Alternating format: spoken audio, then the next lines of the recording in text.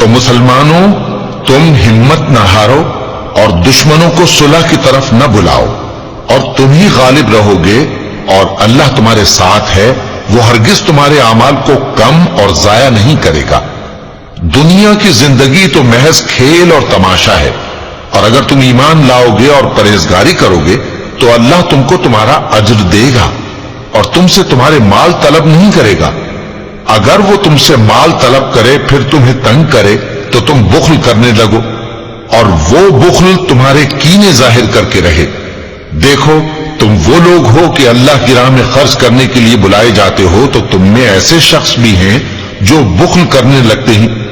اور جو بخل کرتا ہے اپنے آپ سے بخل کرتا ہے، اور اللہ بے نیاز ہے اور تم محتاج۔ اور اگر تم پھر جاؤ گے تو وہ تمہاری جگہ اور لوگوں کو لے آئے گا، پھر وہ تمہاری طرح کے نہیں ہوں گے۔